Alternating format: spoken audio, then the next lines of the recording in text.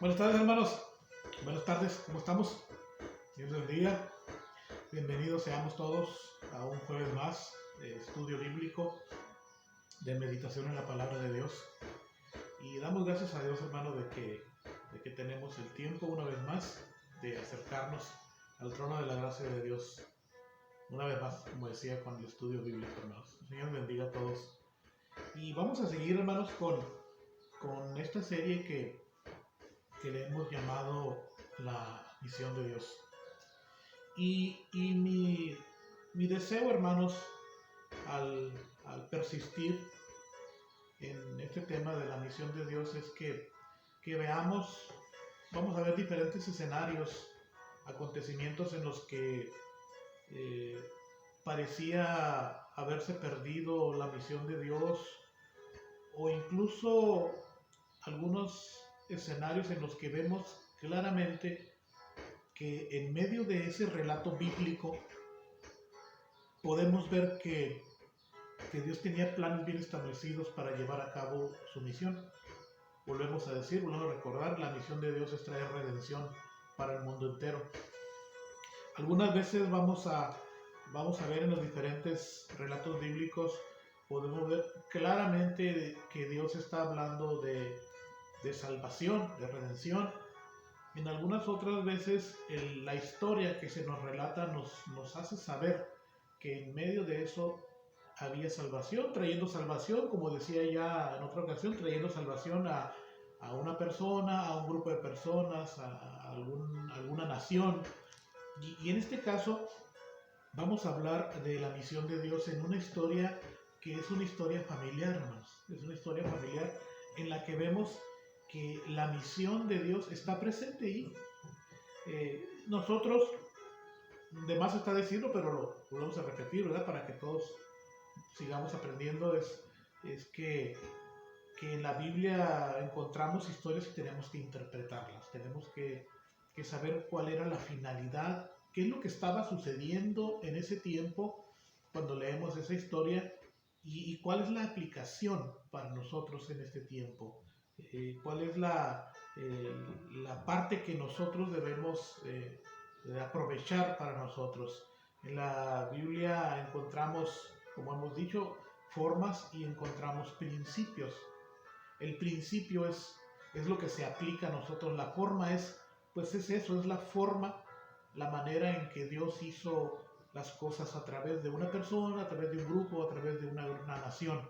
Esa es la forma en que Dios lo hizo. Y cuando nosotros entendemos, estudiamos esa forma, encontramos el principio, es decir, para qué lo hizo Dios o por qué lo hizo Dios, entonces entendemos esa historia y la podemos aplicar para nuestras vidas. Muchas de las veces la forma en que se hizo muchas veces no podemos aplicarlo de la misma forma en que encontramos en la Biblia, pero si entendemos el principio, es decir, la razón por la que Dios hizo eso, entonces eso viene a ser de edificación para nuestras vidas. Y hoy quiero que pongamos atención a esta historia tan conocida, hermanos, que ya la hemos leído, y ahí vamos a ver también algo muy importante que Dios nos enseña y que podemos aprender, y vamos a orar para que el Señor bendiga esta su palabra. Señor bendito, nos acercamos una vez más al trono de tu gracia por medio de estudio bíblico. Queremos meditar brevemente, Señor, en esta historia, Señor, en este relato, y deseamos que tu Espíritu Santo, como tú lo has prometido, Señor, venga y nos ministre y nos enseñe todas las cosas, Señor. En el nombre de Jesús pedimos ser ministrados, ser alimentados, y Señor, que nuestras vidas por consiguiente sean transformadas y redireccionadas constantemente hacia ti, Señor, por los méritos de Jesús. Amén. Esta historia, hermanos, es la historia que en la Biblia encontramos en el libro del Génesis, y es la historia de José, hermanos, al que sus hermanos le apodaban el soñador. Y es una historia un tanto extensa, pero desde un principio, antes de empezar el relato bíblico, antes de empezar todo, cuando la escritura nos empieza a relatar de esta historia, nos sitúa, eso está bien interesante, hermano, porque nos sitúa en el tiempo, no tanto en el tiempo, sino en la edad que tenía, no voy a decir el protagonista, porque el protagonista de la Biblia es el Señor, Jehová nuestro Dios, pero el personaje que se hace más alusión ahí, en medio de esto, pues es José, vuelvo a decir, el menor de los hijos, hasta ese momento el menor de los hijos de Jacob. Y entonces la Biblia nos hace saber que este joven era muy amado, pero nos dice algo bien interesante. Si ustedes tienen su Biblia ahí, les voy a pedir que la tengan ahí a la mano. No vamos a leer toda la historia porque, como vuelvo a decir, está bastante extensa, pero en Génesis 37, versículo 2, nos dice: esta es la historia de la familia de Jacob. Reina Valera estoy leyendo. Siendo José de edad de 17 años, apacentaba las ovejas con sus hermanos, y el joven estaba con sus hijos, con los hijos de Bila y con los hijos de Silpa, mujeres de su padre. E informaba José a su padre la mala fama de ellos. Y ella ya nos dice más de una cosa, ¿no? Que después nos lo relata de una manera más detallada. Primero que nada nos dice la edad que José tenía en ese momento cuando se empieza a relatar la historia. 17 años tenía José. Y otra cosa que nos dice, como dije alguien por ahí de pasadita, nos dice que sus hermanos eran bien traviesos. Ahí dice que informaba José a su padre la mala fama de ellos. ¿De quién está hablando? Pues de los hermanos de José. De ahí en adelante nos empieza a contar acerca de la vida de sus hermanos un poquito. Y dice la escritura que su padre, Jacob, lo envió a ver cómo estaban sus hermanos. Le dice que lo envió a que viera dónde estaban y que le trajera noticias. Y por ahí se fue buscándolo y no los encontró donde los se creía que iban a estar, y ahí alguien le informó que estaban en otro lugar, y fue y los encontró. Cuando iba llegando José con sus hermanos desde lejos, dice la escritura que sus hermanos le dijeron: mira, ahí viene este soñador, y empezaron a tramar contra él, porque ahí claramente dice que no lo querían porque el padre de ellos tenía cierta preferencia para con él, y querían quitarle la vida. A uno de sus hermanos mayores aboga por él, y no lo matan. Él dice: no hagamos esto. Entonces lo que sucede es que lo avientan a una fosa que no tenía agua, dice claramente la escritura, porque dicen, según los usos y costumbres, había, le llaman fosas o cisternas también. Las personas cavaban pozos muy hondos para que en el tiempo de las lluvias se captara agua ahí y pudieran tener agua en tiempo de sequía, por más tiempo. Finalmente terminaba acabándose o secándose, pero tenían agua por más tiempo y acumulada. Pero dice, estaba seco. Y ahí echaron a José. Después nos relata más adelante que venía un grupo de, creo que menciona amalecitas, unos amalecitas o ismaelitas. Ahorita lo voy a encontrar. Madianitas, perdón. En el versículo 28 del capítulo 37 dice que eran unos madianitas. Madianitas, bueno, que de la región de Madián, ¿no? Se le llama madianitas. Y eran mercaderes, y se dirigían a hacer sus mercaderías. Después nos vemos adelante que iban a Egipto, y sus hermanos pues tramaron este plan. Dice: bueno, no lo vamos a matar a nuestro hermano, a José, lo vamos a vender. Y lo vendieron como esclavo. Así es como José fue a dar a Egipto. Allí la historia nos relata que fue vendido a la casa de un noble, es decir, no era cualquier egipcio, era alguien, pudiéramos decir, como una especie de político, quizá alguien importante entre medio de los egipcios.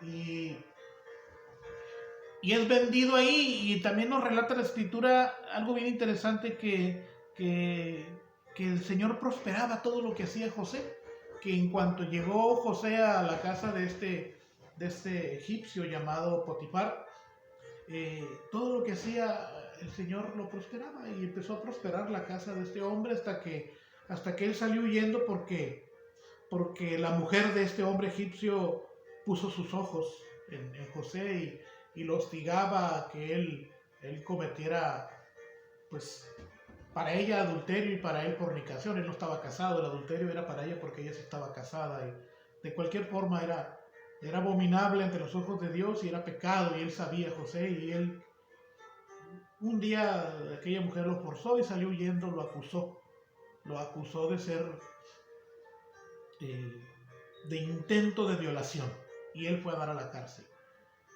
Estando en la cárcel, este hombre, José, se dio a conocer como una persona que podía, gracias a Dios, porque él así lo dice por medio de Dios, él se da a conocer como persona capaz de interpretar los sueños, y les interpretó los sueños a dos hombres, a un panadero y al copero del rey.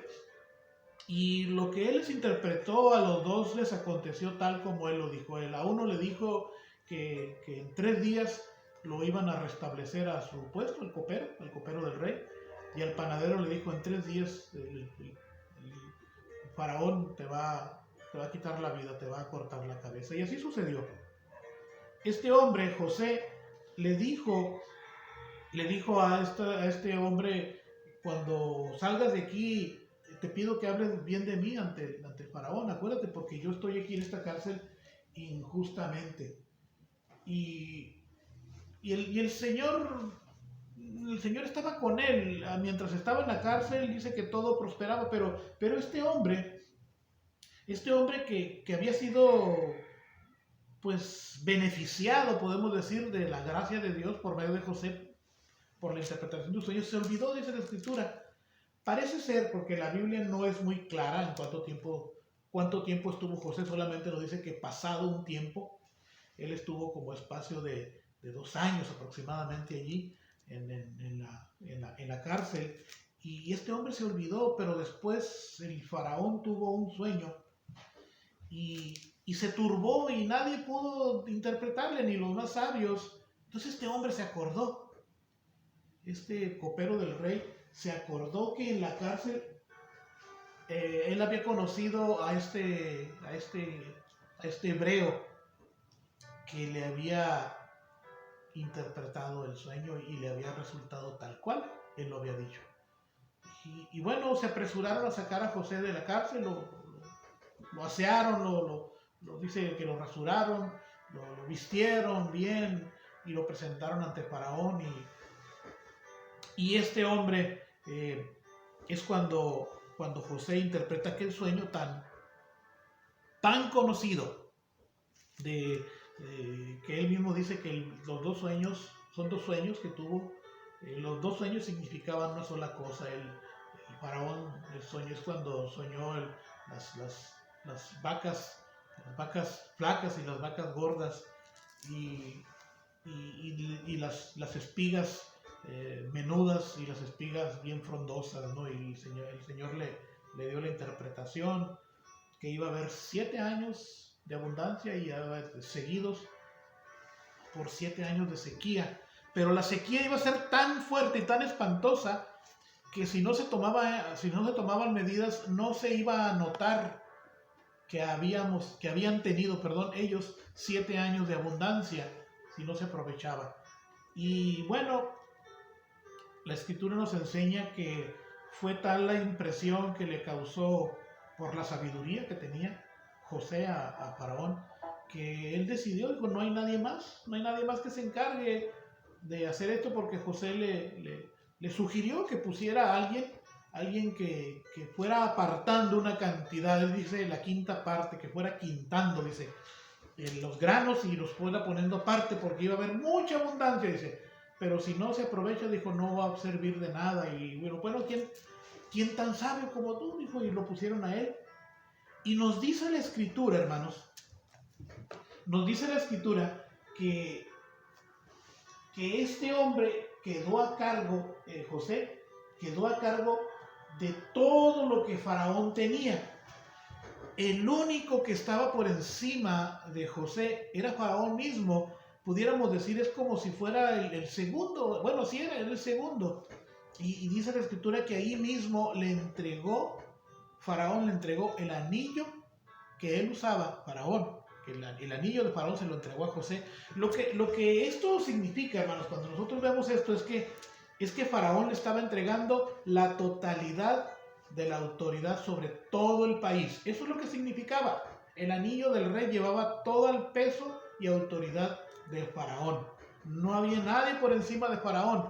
Por encima de José no iba a haber nadie. Y él le dijo, solamente yo, es decir, Faraón iba a estar por encima de José. Es bien interesante, hermanos. Parece que me fui muy rápido, hermanos, con el relato. Va a estar ahí por ahí ustedes, los que la han leído, yo creo que todos la han leído. Ay, hermano, se le olvidó mencionar eso, se le olvidó mencionar. Bueno, hay muchas cosas, hermano, muchas cosas que mencionar en este relato.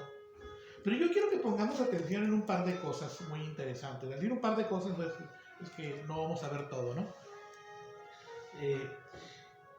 Es bien interesante que el escritor sagrado, la palabra de Dios, nos hace saber qué edad tenía José cuando nos empieza a relatar esta historia. Vuelvo a decir, en el versículo 2 del capítulo 37 nos dice claramente, ahí clarito dice que era José de edad de 17 años. Y nosotros nos podemos pensar, bueno, ¿cuántos relatos hemos visto de diferentes personajes?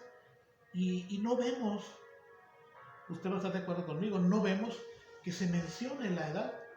Como por ejemplo, como dijéramos, era Elías cuando empezó su ministerio de tal edad, o era Elí.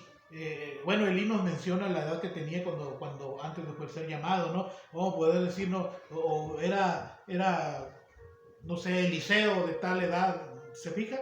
Que son ciertos personajes de los que se menciona la edad, y es bien interesante porque cuando la Biblia nos menciona la edad, hace rato mencioné a Elí también nos menciona que él era pequeño, no nos dice la edad cuando fue llamado, pero nos dice de qué edad fue llevado cuando fue destetado a la presencia de, Samuel, cuando fue llevado a la presencia de Elí, el sacerdote. Pero volviendo a la historia de José, nos dice la escritura que José tenía 17 años cuando nos empieza a relatar la historia. Y nosotros nos podemos a pensar, mire, si la Biblia no nos relatara esta historia, nos podríamos perder en el tiempo y podríamos hacer una serie de conjeturas o imaginarnos o simplemente decir más o menos tanto tiempo pasó, pero nos dice claramente cuánto tiempo pasó entre que empieza a relatarse la historia y esta otra parte que ahorita voy a mencionar. Vuelvo a decir, en el 37 versículo 2 de Génesis nos dice que era de 17 años. En el capítulo 41, versículo 46 del mismo Génesis dice, fíjese bien, está bien interesante, es esta parte donde yo le digo que Faraón, después de haber visto la capacidad, después de haber quedado impresionado por la capacidad de inteligencia de José, le entrega toda la autoridad. Y de hecho pudiéramos leer el versículo anterior para que usted vea, en el 41-46, que es el que yo le voy a leer.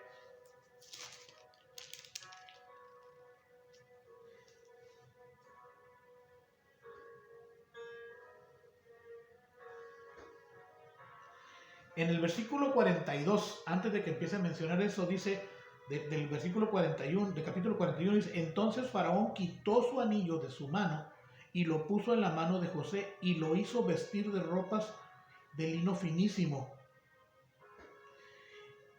Y en el versículo 44, para adelantarme un poquito, para no leer tanto, y dijo Faraón a José, yo soy Faraón, y sin ti ninguno alzará su mano ni su pie en toda la tierra de Egipto. Y ahí donde dice que también Faraón le cambió el nombre a José. Y el versículo en el que quiero hacer énfasis, el versículo 46. Era José de edad de 30 años cuando fue presentado delante de Faraón, rey de Egipto. Y salió José de delante de Faraón y recorrió toda la tierra de Egipto. Vamos a decir de 40, 20, 30, 30, 17. Dicen por ahí, yo no sé, pero como que yo reprobé filosofía. Soy malo para las matemáticas. No hace falta ser muy bueno para las matemáticas, hermanos. para saber cuántos años pasaron en esta historia que está relatándose. Dice que tenía 17 y a la edad de 30 años fue cuando sucedió todo esto. 13 años, hermano. 13 años pasaron. Ay, hermano, lo que puede pasar en 13 años. ¿Qué le vendría a la mente? Por un lado, su padre Jacob, él daba por cierto que su hijo o estaba muerto o no sabía, porque cuando lo vemos después que una vez más vuelve a decir algunas palabras, solamente dice, mi hijo no aparece. O sea, a él lo único que le entregaron, si usted lee todo el relato, los hermanos que eran bien traviesos, le entregaron solamente la túnica, o sea, los vestidos de José manchados de sangre, y la Biblia nos enseña y nos dice que agarraron un animal y lo mancharon con la sangre de ese animal para hacerle creer al padre, a Jacob, que su hermano José había muerto. Pero nos hace entrever la escritura que José siempre como que guardó, no sé si esperanza o simplemente desconfianza de nunca haber visto el cuerpo de su hijo. No sabía, sus hermanos lo habían dado por muerto y eso le dijeron al padre, pero la idea es que por un lado José fue vendido como esclavo, y por otro lado su padre Jacob vivió todos estos años sin ver a su hijo, no dando por cierto que estaba muerto, porque vuelvo a decir, parece que guardaba cierto recelo, como cierta desconfianza. 13 años, amigos.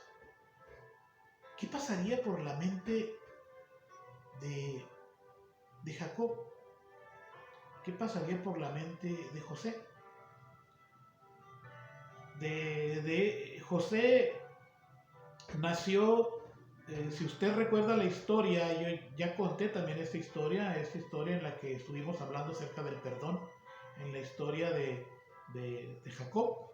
Y Jacob trabajó 7 años por una mujer que después lo engañaron, le entregaron otra, la que él quería. Volvió a trabajar otros 7 años, se llamaba Raquel, era la que él más amaba, y de esta mujer solamente le nació José, y después le nació otro hijo más de esta mujer. Solamente 2 hijos de la mujer que más amaba, y uno de ellos era José. ¿Qué pasaría por la mente todos estos años, hermano? Todos estos años, y quizá volviendo al pensamiento de Habacuc que compartía yo la semana pasada, ¿dónde está la obra de Dios? ¿Dónde está Dios? ¿Está Dios todavía trabajando? ¿Hay intención de Dios en todo esto?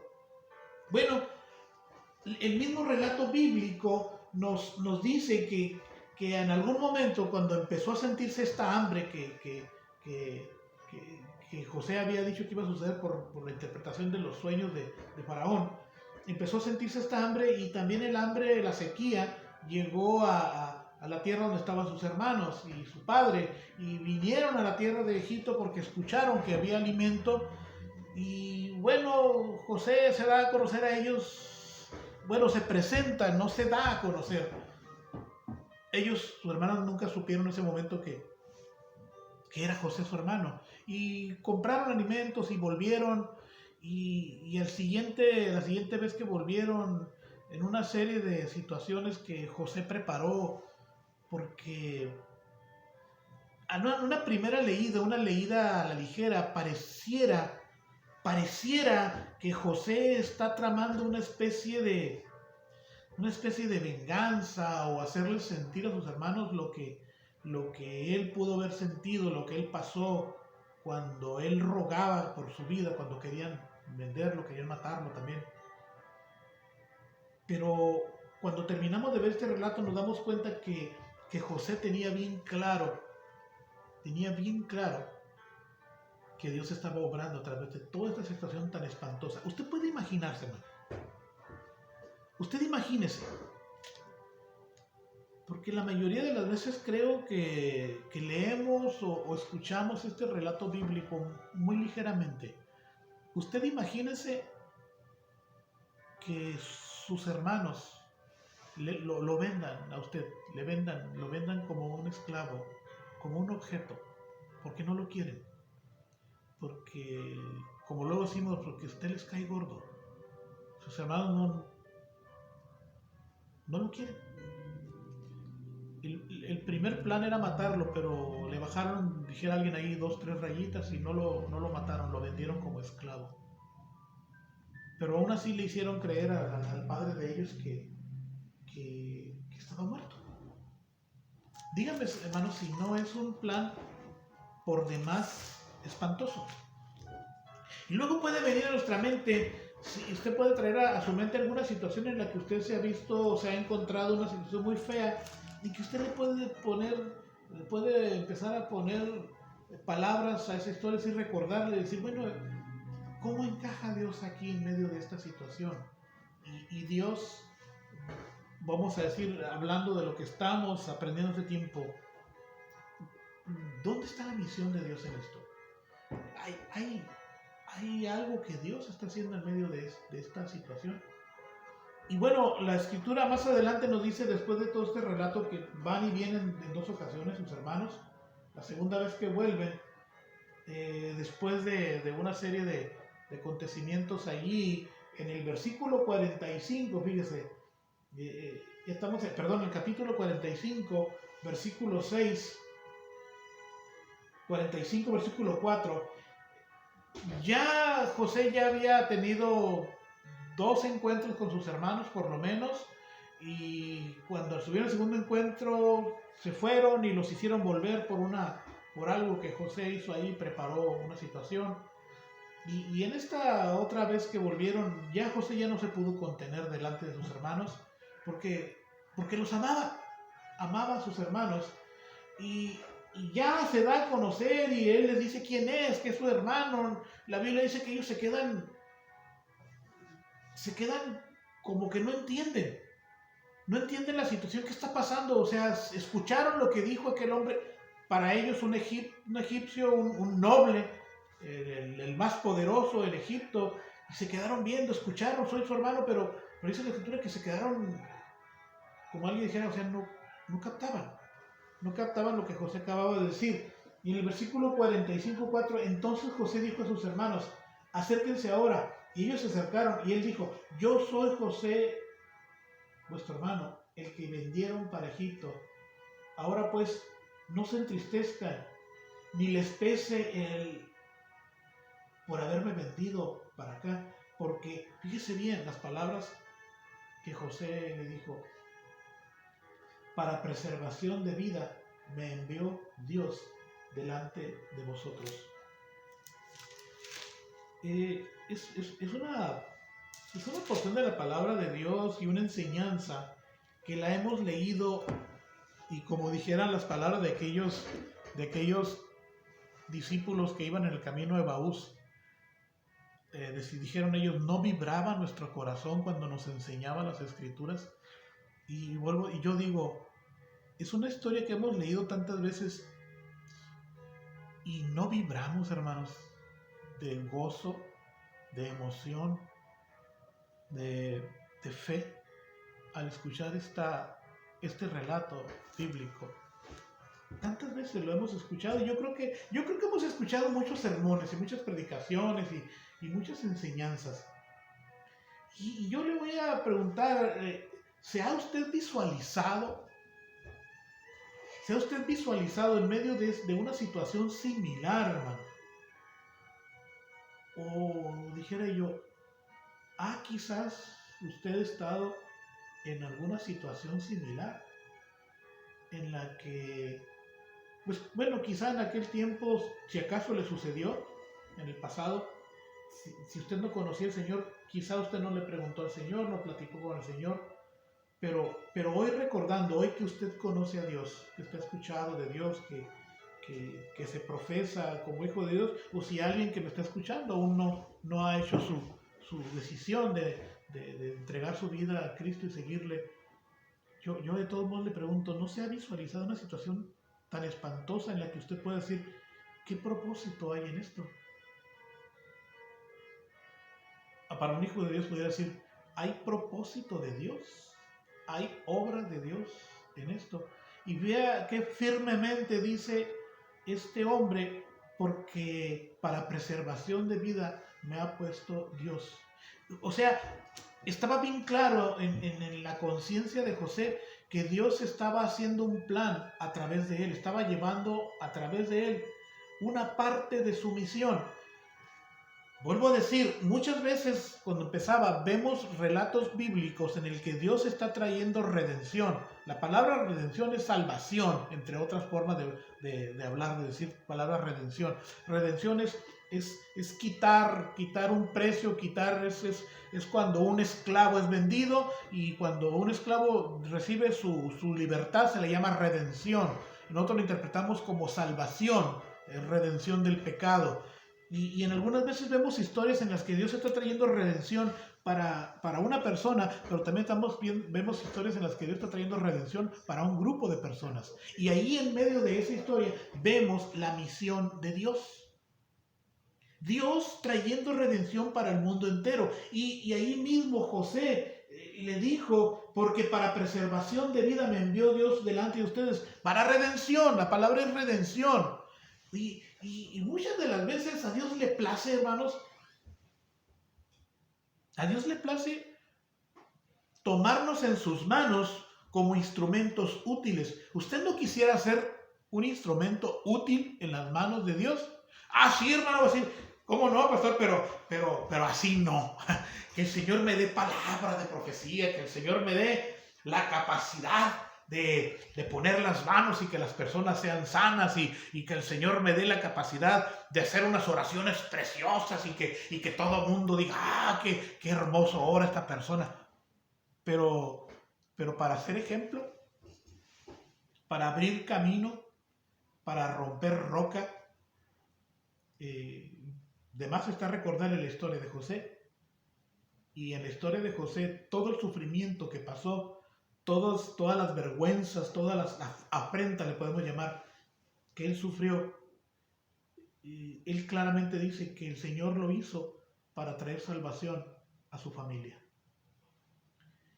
Y en medio de ciertas situaciones podemos en veces pensar, bueno,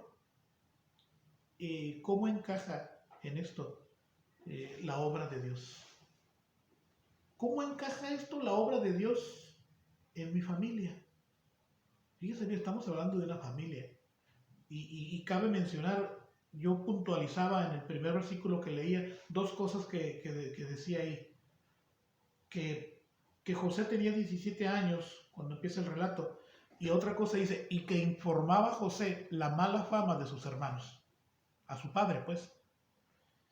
Y resulta más fácil creer, hermanos, que Dios está haciendo una obra en nuestra familia cuando vemos que todo es feliz y gozo y que que mis hijos o mi familia todos obedecen a Cristo y ya Dios hizo su obra y pues pobres los demás, no pobres los demás porque veo que sus hijos andan regados, que su familia anda regada y vean, gracias a Dios, cuando toda nuestra familia ya ha entregado su corazón a Cristo y que el Señor ya ha hecho su obra en la vida de ellos, porque esa obra es de Dios y solamente de Dios. Pero a usted y a mí, cuando vemos que el Señor, cuando creemos que Dios no está haciendo una obra como yo quisiera, y pasa el tiempo y no veo tipo, y en cómo encaja la obra de Dios en toda esta historia de mi vida, en esta parte, en este relato de mi vida. Bueno, la Escritura nos enseña más de una cosa. Bueno, que los hermanos de José, hermanos, vienen a ser las otras 11 tribus que representan las tribus de Israel. Esos 11 hermanos, porque él es el otro hermano, y uno de sus hijos, de los hijos de José, representan las 12 tribus de Israel.